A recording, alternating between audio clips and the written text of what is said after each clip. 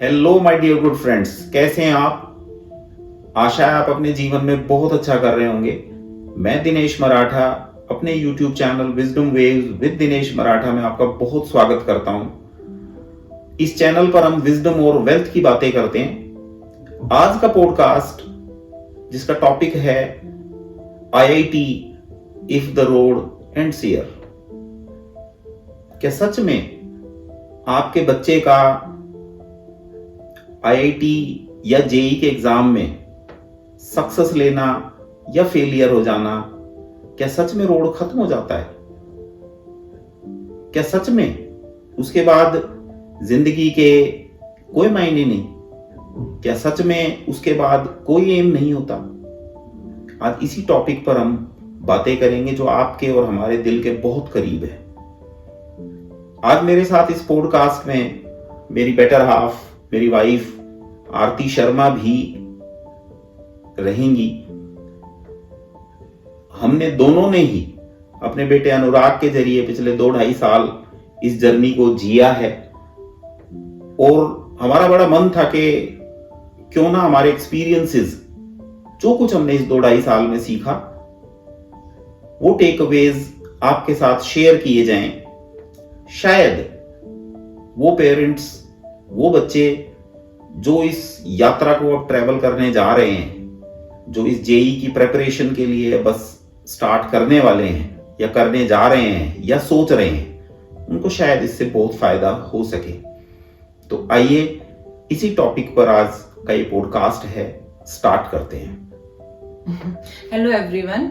तो आइए, जैसा कि आपने बताया कि इस पॉडकास्ट को स्टार्ट करते हैं, अपने एक्सपीरियंसेस शेयर करते हैं सभी के साथ, ताकि जो लोग इस जर्नी में अब शामिल होना चाह रहे हैं, जो 11th-12th में जो बच्चे आए हैं, तो उनको कुछ बेनिफिट हो सके और पेरेंट्स भी कुछ सीख पाए। तो चलिए स्टार्ट करते हैं। ये जो बच्चे 9th-10th में है, 11th-12th में है, जो साइंस साइड के बच्चे हैं और IIT JEE क्रैक करना चाहते हैं, तो इनके मन में बहुत प्रेशर होता है और इवन इनके पेरेंट्स के मन में भी बहुत प्रेशर होता है कि IIT करना सबके बस की बात नहीं है। ये बहुत ही टफ एग्जाम है। तो मैं चाहती हूँ आप इसे डीकोड करो और अपने एक्सपीरियंस शेयर करो कि क्या वाकई में ये इतना टफ एग्जाम है या ये एक परसेप्शन बना हुआ है। क्योंकि आप इतनी रिसर्च करते हैं बच्चों के टॉपिक के ऊपर, चाइल्ड साइकोलॉजी आपका फेवरेट टॉपिक है, आप उस पर बहुत पढ़ते हैं, बहुत कुछ देखते हैं बच्चों के बारे में, तो आप बताइए। ये ऐसा है ना आरती के इसमें कोई शक नहीं है कि ये एग्जाम बहुत ही टफ लेवल का है और वर्ल्ड वाइड इसकी पॉपुलैरिटी है, राइट। और हर बच्चे का, हर पेरेंट्स का ऑलमोस्ट ये सपना रहता है, ड्रीम रहता है कि भी उनका बच्चा IIT क्लियर करे। जो साइंस लेते हैं मोस्टली वो उनका रहता ही है ना, कि भाई वो IIT क्लियर करें। टॉप इंस्टीट्यूट्स हैं ऑब्वियसली इंजीनियरिंग साइड में। तो बट हाँ, ये है कि मुझे लगता है ये एग्जाम टफ नहीं है, इसका जो कॉम्पिटिटिव लेवल है वो टफ है। इसके लिए बहुत जरूरी है कि हमें इसके स्ट्रक्चर को, इसके सिंटैक्स को समझना पड़ेगा। आमतौर पे होता क्या है कि हम लोग बिना चीजों को समझे, बिना उस पर रिसर्च करे, हम किसी चीज में एंटर हो जाते हैं और बाद में फिर हमें बहुत सरप्राइजेस होते हैं कि भाई ये प्रॉब्लम है। तो एक्चुअल में हमें पहले इस चीज को समझना होगा कि प्रॉब्लम एग्जाम में है या इसकी कॉम्पिटिटिवनेस में है। तो लगभग अभी पिछले साल जो है वो लगभग 15 लाख बच्चों ने एग्जाम दिया। बिल्कुल, हाँ जी। तो अगर हम इसके 2 लेवल्स होते हैं JEE के, एक JEE मेंस होता है, एक JEE एडवांस होता है, राइट। पहले JEE मेंस का पेपर होता है और फिर उसके बाद में उसमें से एक सर्टेन परसेंटेज जो है वो JEE एडवांस का पेपर देती है, ऐसे ही होता है। तो अगर हम इन दोनों की सीट्स को मिलाएं, जिसमें कि अब आपके NITs हैं, IIITs हैं, है ना, कुछ और भी कुछ प्राइवेट इंस्टीट्यूट्स भी इसी JEE के पैटर्न को लेते हैं, उन सब को मिलाएं और फिर एडवांस में अगर सीट्स को मिलाएं तो सब मिला करके कोई 70,000-80,000 जो है वो सीट्स, या मैक्सिमम साइड पे 1 लाख मान लो, उसके अंदर में आपके जो भी देश के जो बड़े बड़े इंस्टीट्यूट्स हैं, बड़े बड़े जो इंजीनियरिंग कॉलेजेस हैं, उनमें सीट्स लगभग फुल हो जाते हैं, राइट। उन 1 लाख बच्चों में से भी मुश्किल से जो कंप्यूटर साइंस में जो इंजीनियरिंग है, उसमें तो मेरा ख्याल है वो सीट्स ही सब मिला करके, इवन IITs, NITs, IIITs सब मिलाएंगे तो मेरा ख्याल है 30,000 भी नहीं है टोटल, 30,000 भी नहीं है। तो अब सबको कंप्यूटर साइंस चाहिए, सभी को वो चाहिए, है ना। तो बेसिकली तो जो 1 लाख बच्चा है उसमें से भी उन सबको भी कंप्यूटर साइंस चाहिए। बिल्कुल, फर्स्ट प्रायोरिटी सभी यही फील करते हैं, सभी यही करते हैं। तो इस वजह से ये जो है, ये इसकी जो टफनेस जो है वो और ज्यादा हो गई, है ना। तो जब हमें इस चीज का एक पता चल जाता है कि भाई इसका तो स्ट्रक्चर में ही प्रॉब्लम है, फिर उसमें भी आपका भाई 50% आपको रिजर्वेशन है, 50% आपकी जनरल सीट्स है ना। तो वहां पर भी उसका एक एलोकेशन जो सीट्स का है वो हो जाता है। फिर आपका हर साल जो है वो रिपीटर्स भी होते हैं, फिर 1-1.5 लाख बच्चा आपका हर साल फिर बढ़ जाता है। पर जो देश में जो IITs हैं या जो बड़े बड़े कॉलेजेस हैं वो अभी कम बन रहे हैं, उनकी स्पीड कम है, बच्चों की जो क्वांटिटी है वो बढ़ती जा रही है, राइट। तो इस वजह से भी जो है वो कंपटीशन और ज्यादा टफ होता है, और जो कि फिर बहुत ही बच्चों के लिए बहुत ही, आप ये मान के चलो कि वो इतना प्रेशर सिचुएशन बन जाती है कि उनके भी समझ में नहीं आता। बिल्कुल, कुछ तो बच्चे पेरेंट्स भी इतने प्रेशर में रहते हैं।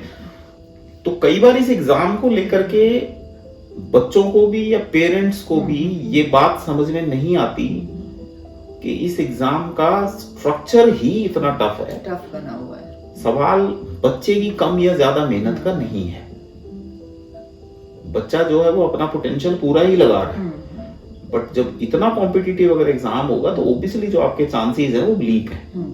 ऐसा नहीं है कि भाई आप उस एग्जाम में बैठेंगे, आपको ऐसा तो नहीं है ना कि आपको बोर्ड एग्जाम की तरह सिर्फ बैठना है और परसेंटेज लेना है, बस केवल मार्क्स लेने, वो तो है नहीं।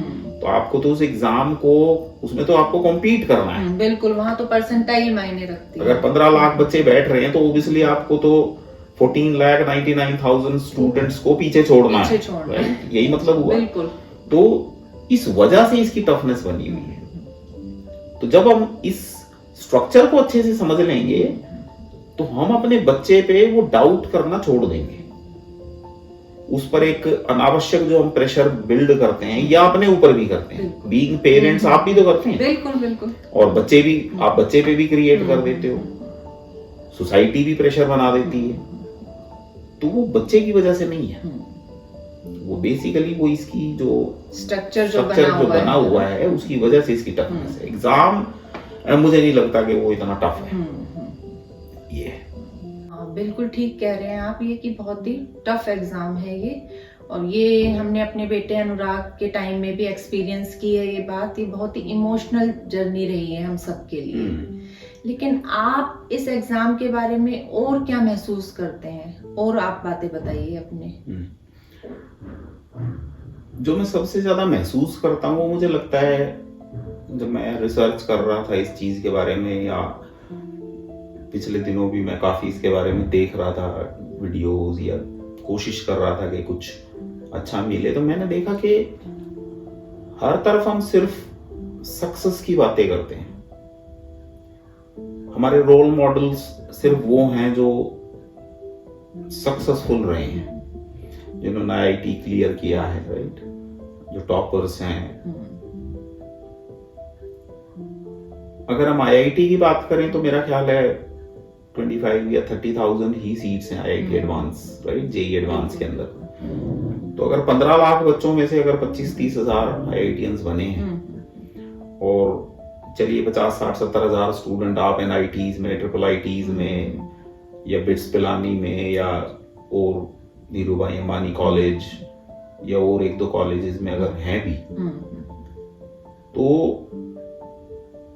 उन 14 लाख बच्चों की तरफ किसी का ध्यान नहीं है।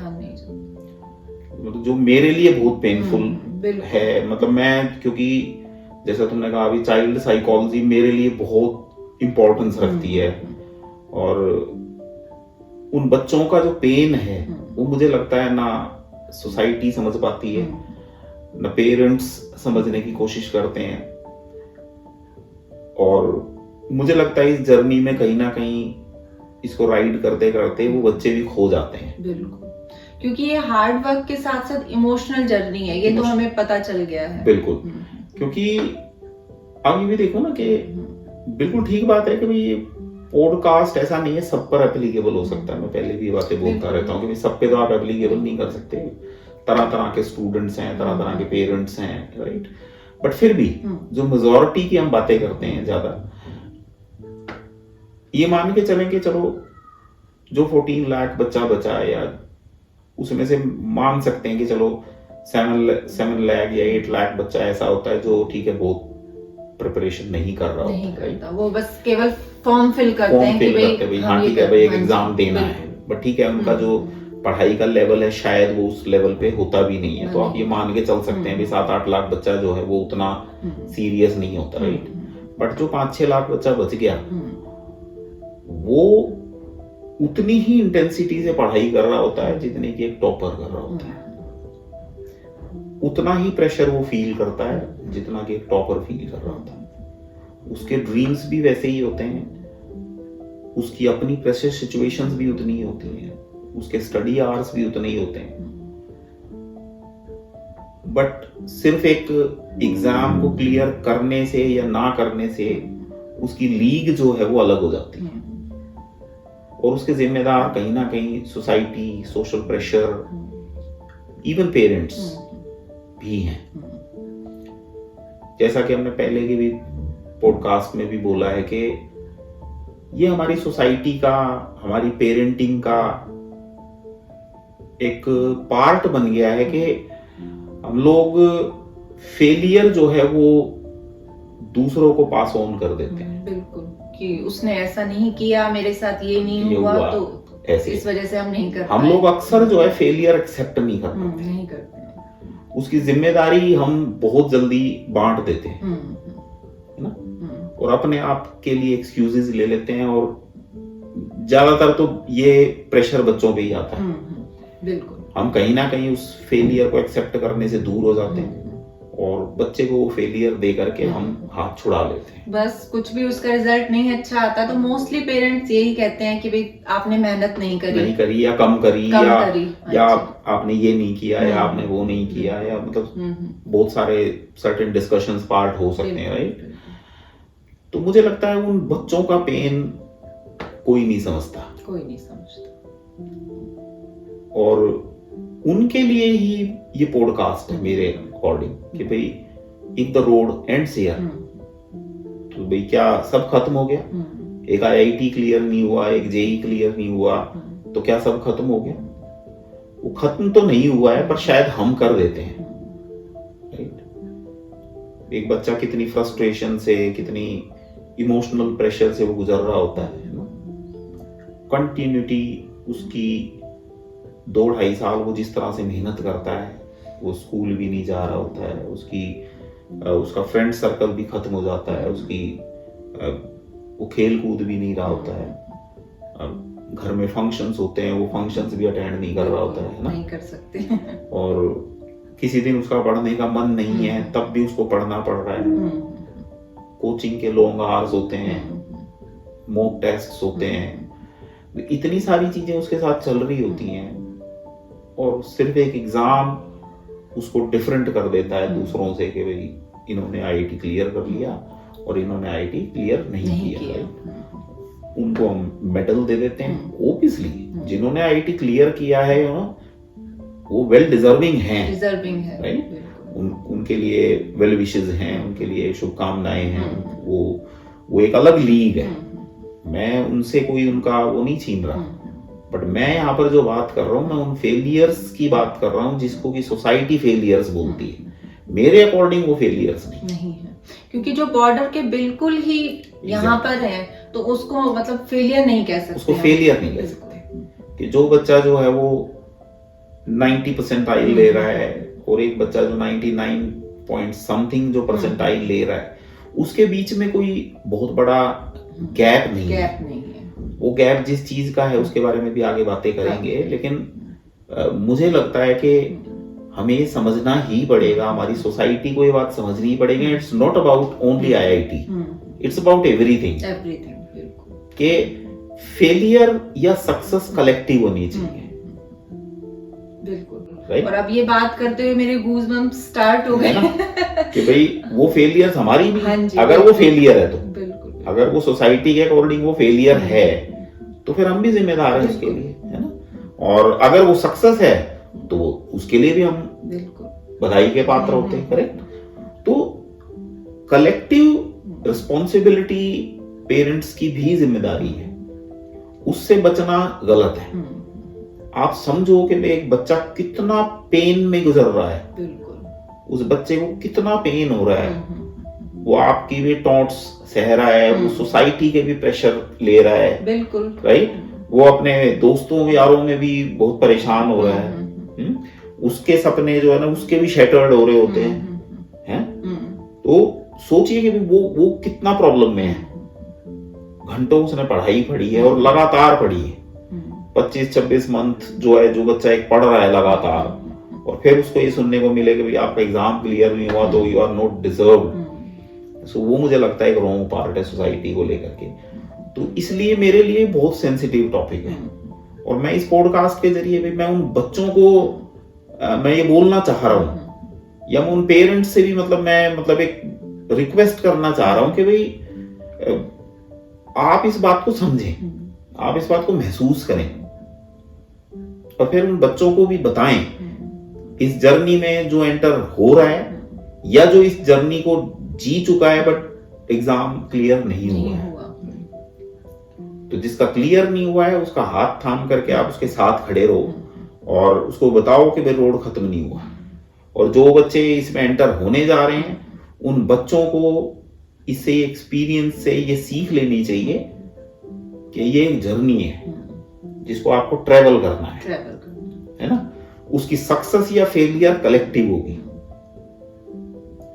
तो अगर ऐसा होगा तो शायद आप अपने बच्चे को वो जो सुसाइड्स होती हैं ना, बिल्कुल अभी पीछे कोटा में कितनी सुसाइड्स हुई हैं, और जगह पे भी कितने बच्चे सुसाइड कर लेते हैं, कितने ही बच्चे इसमें डिप्रेशन में आ जाते हैं, कितने ही बच्चों के अंदर एक मैडनेस आ जाती है।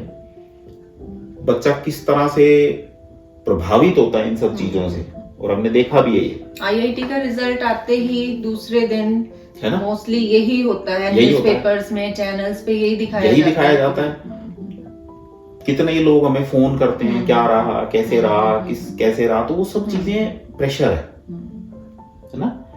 हमें अप्रिशिएट करना चाहिए उस जर्नी को, उन पेरेंट्स को, उन बच्चों की उस जर्नी को अप्रिशिएट करना चाहिए जिन्होंने ये जर्नी ट्रेवल करी, क्योंकि इसको ट्रेवल करना ही अपने आप में बहुत ही एक बड़ा टास्क है। बिल्कुल, यही एक्सपीरियंस आगे बहुत काम आने वाला है। तो ये मैं महसूस कर रहा हूँ। तो मेरा मतलब आज का ये जो पॉडकास्ट है इसका मेरा मकसद भी यही है कि सोसाइटी बिल्कुल चीयर करे, बिल्कुल मेडल दे जो सक्सेस इस IIT में ले रहे हैं या लेने वाले हैं, बट वो उनको भी चीयर करे जो बच्चे वाकई में फोकस होकर के इंटेंसिटी के साथ उतने ही कदम मिला करके जो मेहनत कर रहे हैं। बाकी तो फिर सफलता या असफलता तो किसी के भी हाथ में नहीं है। और जैसा मैंने बताया कि एग्जाम का जो सिंटैक्स है, जो स्ट्रक्चर है, जिस तरह का है, उसमें आपको लगता है कि भाई चांसेस बहुत ज्यादा हैं, नहीं है ना चांसेस। बिल्कुल, ये स्ट्रक्चर आपने बताया ही इतना टफ बना हुआ है, तो आप इतना आसानी से कैसे उसको पार पा लेंगे।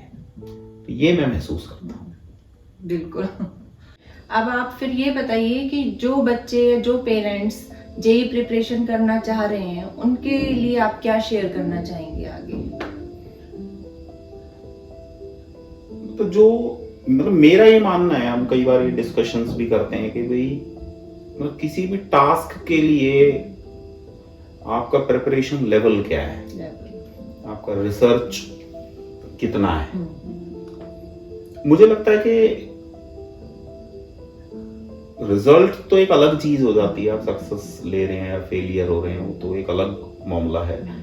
बट इंपॉर्टेंट चीज ये है कि पेरेंट्स को सबसे पहले किसी भी काम के लिए जिसमें भी जितना वो मैंने बताया कि ये सब पर एप्लीकेबल नहीं हो सकता, बट फिर भी जो लोग ऐसा कर सकते हैं, पढ़े लिखे हैं, एजुकेशन जिनका बहुत अच्छा है, अच्छी अच्छी पोस्ट पर हैं, उन सभी पेरेंट्स को थोड़ा वक्त निकाल करके अपने बच्चों के लिए रिसर्च करना चाहिए, राइट? पहले वो खुद समझें कि भाई किस जिंदगी में किस एग्जाम के लिए आप अपने बच्चे को तैयार कर रहे हो, उसका कैसा स्ट्रक्चर है, उसमें क्या इश्यूज हैं, क्या उसके प्रोज हैं, क्या कॉन्स हैं।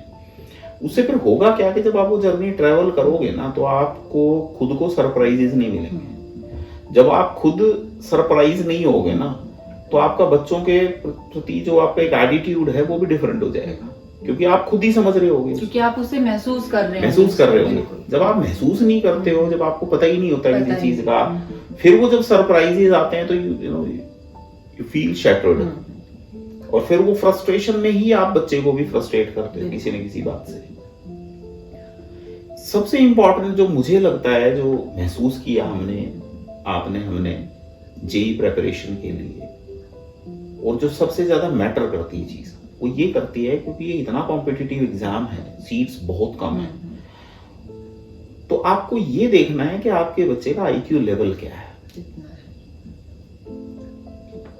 हर पेरेंट्स को अपने बच्चे का आईक्यू पता होता है कि भाई क्या इतना कॉम्पिटिटिव आईक्यू आपके बच्चे का है कि भाई वो इतनी ब्लीक चांसेस में से भी इस काम को कर सकता है, या उसमें सक्सेस ना भी मिले, बट वो जो 2-2.5 साल की जो जर्नी है, क्या वो ट्रेवल कर पाएगा, क्या उसके जो सीटिंग आवर्स हैं वो हैं इतने, कि भाई सबसे पहले तो ये है कि भाई क्या उसके अंदर इतनी इंटेंसिटी है, क्या वो लॉन्ग 12-14 आवर्स कंटिन्यूटी में पढ़ सकता है,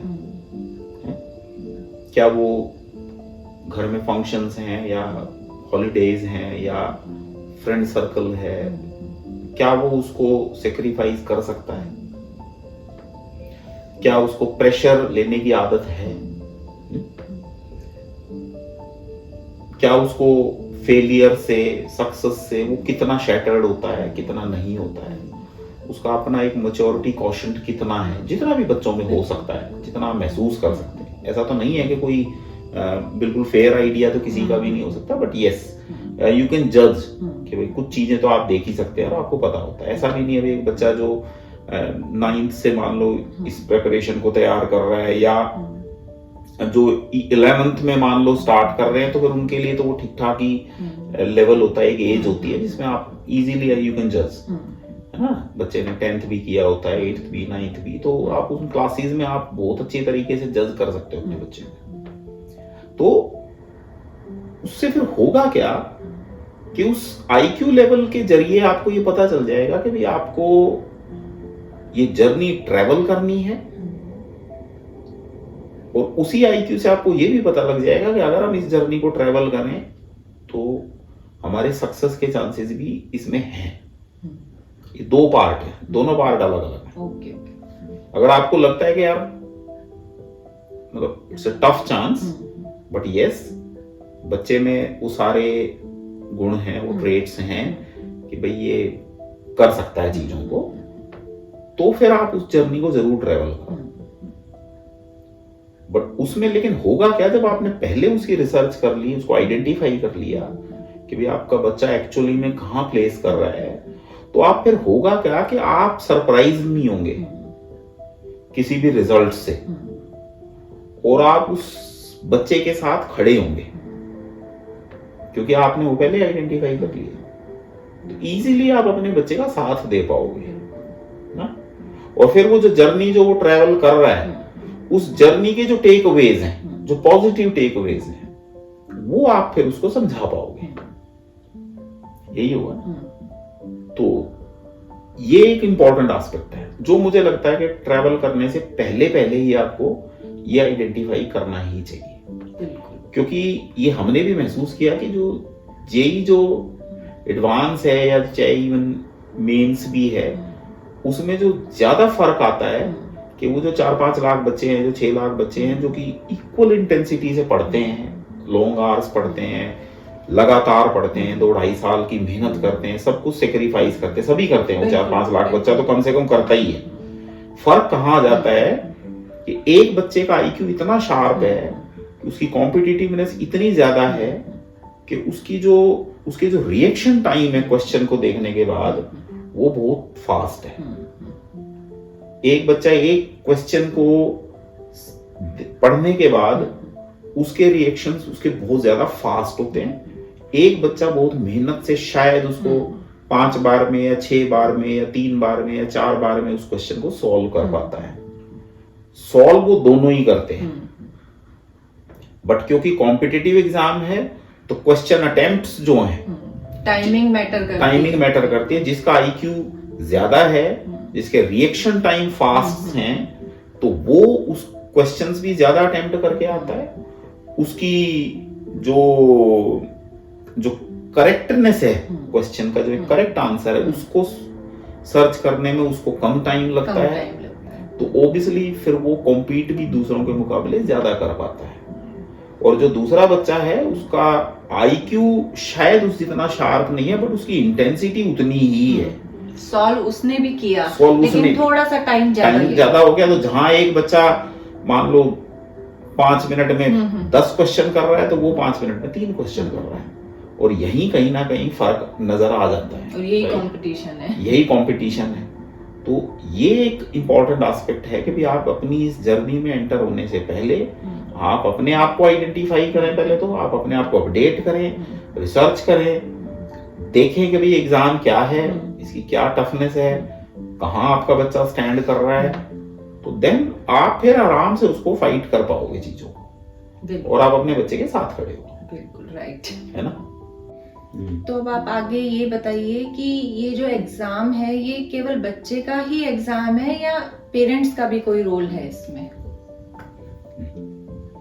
बिल्कुल, मतलब बहुत बढ़िया क्वेश्चन है ये। और हमने भी देखी है ये चीज कि ये मान लेना कि भी सिर्फ एक बच्चे को एग्जाम देना है, ये तो मतलब 50% पार्ट है। इतनी मतलब टफ जर्नी, इतना मतलब हार्ड आप जिस एग्जाम के लिए आप प्रिपरेशन कर रहे हो, तो उसके लिए जितना बच्चा मेहनत कर रहा है, आपको भी इस बात के लिए तैयार होना ही पड़ेगा कि आप जो है लॉन्ग आवर्स जो नाइट में होते हैं बच्चे के, उसमें आप उसके साथ कितना जग रहे हैं, ना, उसका कितना साथ दे रहे हैं।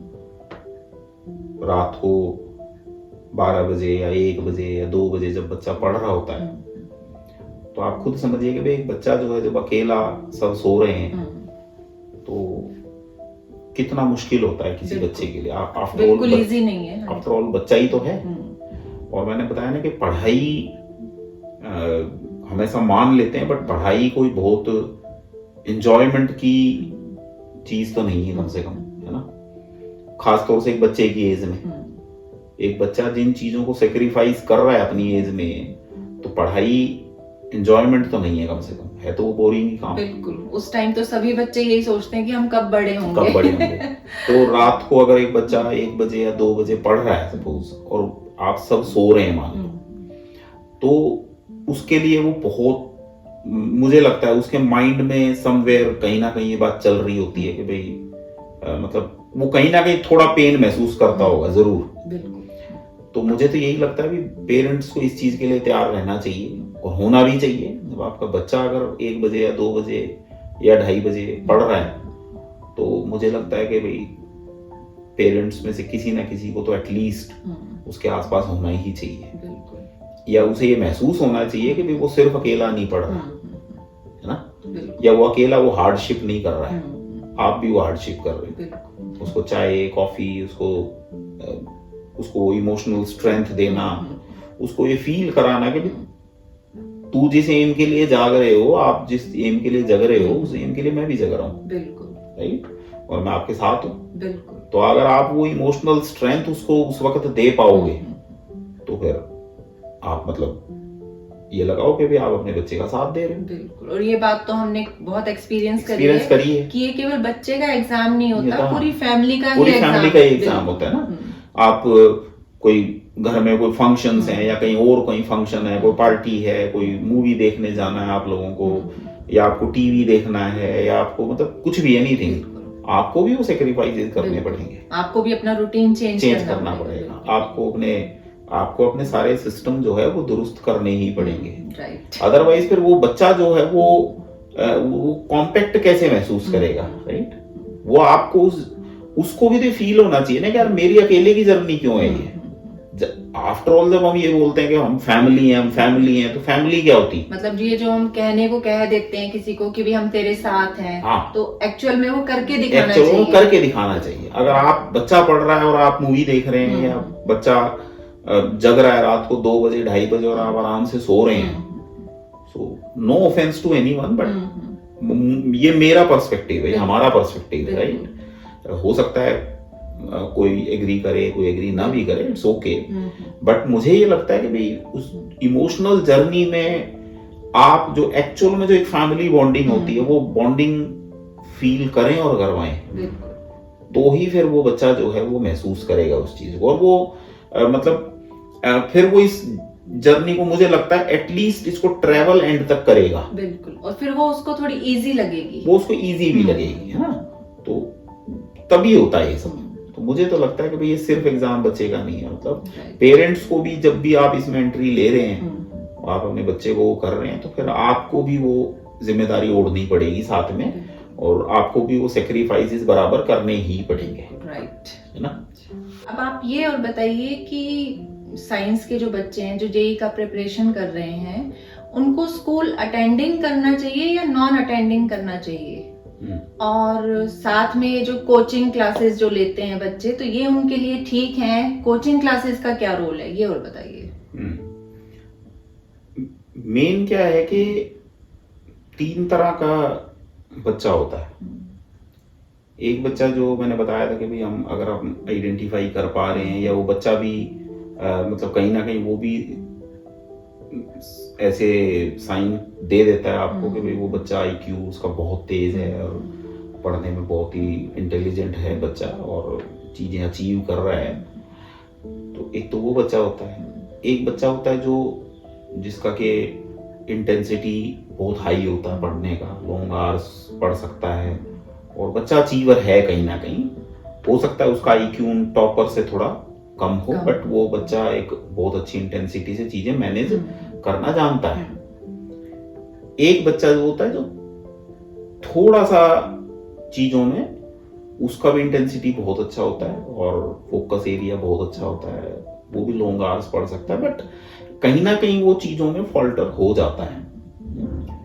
एक चीज को शुरू करके और एक चीज को खत्म कई बच्चे नहीं कर पाते हैं कई बार, राइट? तो 3 तरह का कैटेगरी हो गया। सो जो पहली तरह का कैटेगरी है जिसका आईक्यू बहुत तेज है, उसके लिए तो मुझे लगता है कि भाई नॉन अटेंडिंग ज्यादा सही है, क्योंकि उसकी दौड़ जो है वो बेस्ट आईआईटीज में पहुंचने की है या बेस्ट इंस्टीट्यूट्स में पहुंचने की है उसकी दौड़, राइट? वो कहीं ना कहीं मतलब उसके लिए आईआईटी से ज्यादा ये इंपॉर्टेंट होता है कि वो आईआईटी बॉम्बे पहुंचेगा, आईआईटी अहमदाबाद पहुंचेगा, राइट? एक जो सेकंड जो बच्चा होता है इंटेंसिटी जिसकी बहुत अच्छी होती है और आईक्यू भी टॉपर से हल्का सा कम होता है, बट बच्चा वो बहुत शार्प होता है और अचीवर होता है, उसने भी चीजें शुरू करके और खत्म की होती हैं और अचीव करी होती हैं, तो उसके लिए भी कहीं ना कहीं जो है ये दोनों ही बातें हो सकती हैं उसके लिए, राइट? उसके लिए होता है कि वो उसको भी नॉन अटेंडिंग कर लेना चाहिए, क्योंकि वो कुछ चीजें इंप्रूव करके शायद अचीवर और ज्यादा बन जाए। बट जो थर्ड कैटेगरी है जिसमें कि बच्चे के पास वो सारे ट्रेट्स हैं एक बहुत अच्छे बच्चे में होने चाहिए, बट कहीं ना कहीं वो रिजल्ट्स उस लेवल के ला नहीं पाता, उसकी बहुत सारी वजह भी हो सकती हैं जो कि एक और डिस्कशंस का पॉइंट हो सकती है।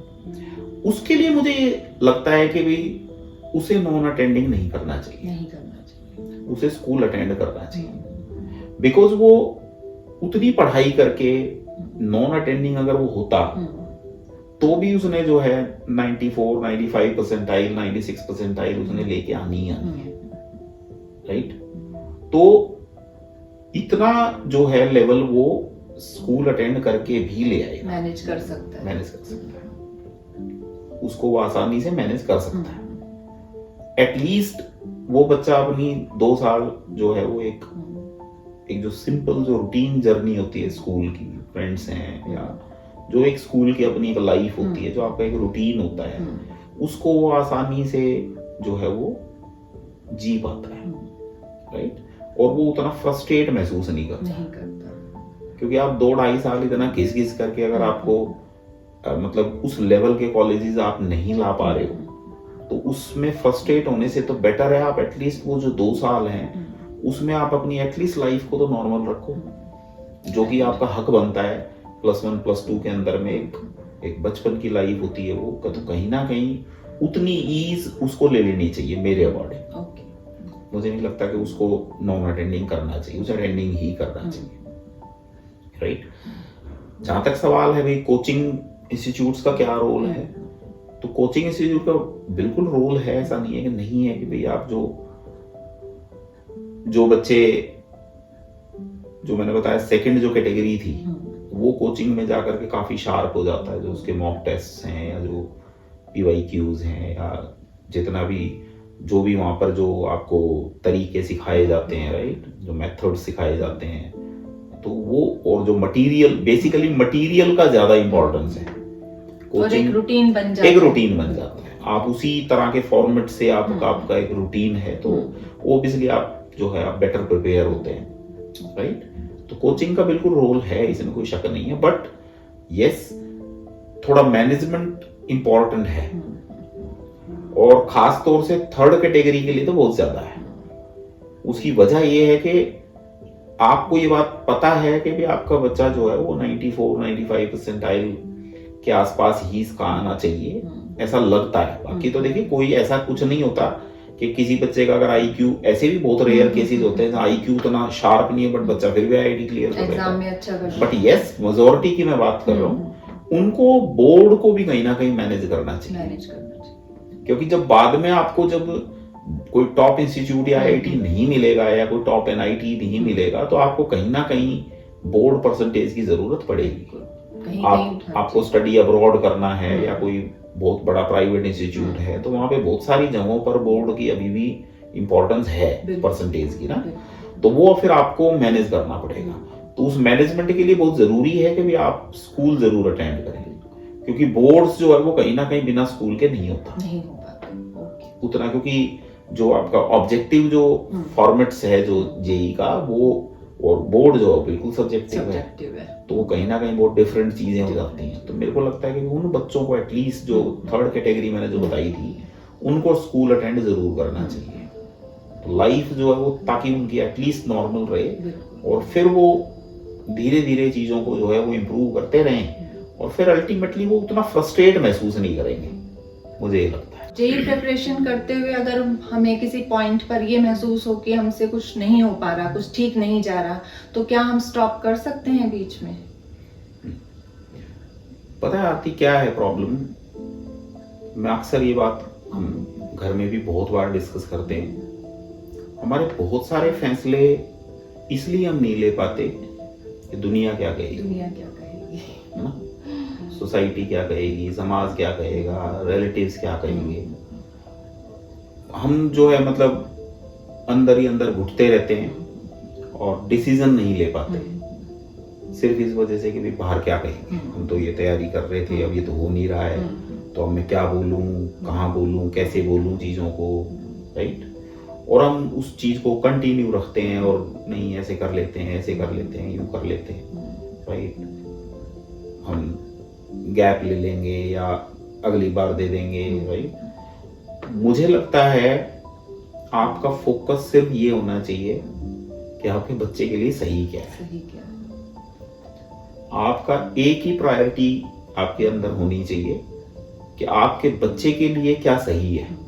मैं इस बात को मानता हूं, बाकी सब बाद में आते हैं। आप अपने बच्चे के साथ खड़े रहिए, उसके साथ खड़ा होना आपका बहुत जरूरी है। दुनिया का प्रेशर फील मत करो। अगर आपको लग रहा है कि भाई चीजें सही नहीं हो रही हैं, और सही नहीं हो रही में बहुत कुछ आता है, आपका बच्चा ये सिग्नल दे रहा है कि भाई उसको उसके ऊपर वो प्रेशर हावी हो रहा है, या वो किसी वजह से किसी बात से फ्रस्ट्रेट हो रहा है, या वो डिप्रेस्ड महसूस कर रहा है, या उसका हेल्थ इशू हो रहा है, राइट, या वो चीजें नहीं अचीव कर पा रहा है, इट्स ओके। बिल्कुल जरूरी नहीं है कि वो आईआईटी क्लियर ही करे, इट्स ओके, ऐसा थोड़े। हमने भी जब बेटी नीलू के टाइम में एक बार उसको 9th में हमने ये जर्नी शुरू कराई थी, बट हमें जब 1-2 महीने 3 महीने के बाद लगा कि नई चीजें नहीं हो रही हैं, तो भी इमीडिएटली हम लोगों ने उसको कैंसिल किया। और फिर देन नीलू आगे जाकर के उसने जो है कॉमर्स से पढ़ाई पढ़ी है, now she is doing very well in Germany, right. तो मुझे ये लगता है कि भी हम क्यों फैसले लें किसी को देख करके, राइट। एक पेरेंट्स कोई डिसीजन लेता है या निर्णय लेता है, वो भी उसे लेना चाहिए अपने बच्चे के लिए, बट वो क्या हो गया अगर वो निर्णय गलत पड़ भी गया और आपको पता लग गया कि भाई ये तो बात नहीं बन रही है, तो आप स्टॉप कर दो, कोई जरूरी थोड़े। वो आपके बच्चे से ज्यादा इंपॉर्टेंट तो कुछ नहीं है ना, राइट। वो सही रहे, उसकी हेल्थ सही रहे, उसका माइंड सही रहे, उसकी मेंटल सिचुएशन ठीक रहे, तो हासिल तो वो बहुत कुछ कर लेगा। ऐसा तो नहीं है ना कि रोड यहाँ खत्म हो गया, यही तो पॉडकास्ट है। तो हम कहीं भी स्टॉप कर सकते हैं, जहां भी आपको लगता है आप जल्दी से उसको वहीं पर आप चीजों को खत्म करें और आगे बढ़ें। और अपने बच्चे को भी ये बात बोलें। ये अक्सर एक कम्युनिकेशन गैप है पेरेंट्स और बच्चों के बीच में, आपको भी अपने बच्चों को ये बात समझानी चाहिए।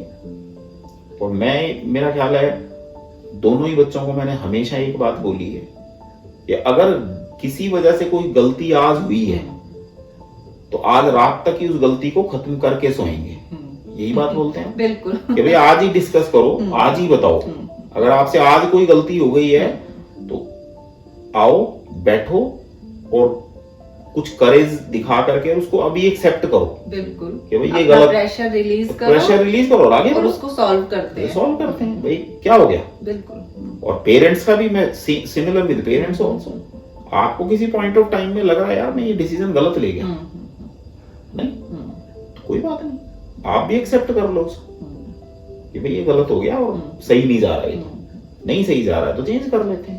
फैमिली के साथ बैठो, बात करो और डिसीजन को चेंज कर लो। हम क्या करते हैं कि घुटते रहते हैं और अपने उस डिसीजन को सही करने के लिए, उसको नए नए एंगल्स देने के लिए, नए नए एक्सक्यूजेस देने के लिए हम उन डिसीजंस के साथ ट्रैवल करते हैं।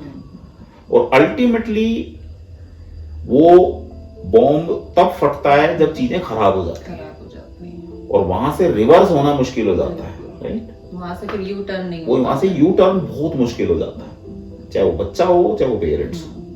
तो बेहतर है कि जिस परिस्थिति में आपको जिस दिन ये बात पता लग जाए कि भाई ये बात सही नहीं जा रही है, this is not the correct way या correct decision, change it immediately. उसको इमीडिएटली एग्जीक्यूट करें विदाउट थिंकिंग कि दुनिया क्या कहेगी, दुनिया कुछ नहीं कहेगी।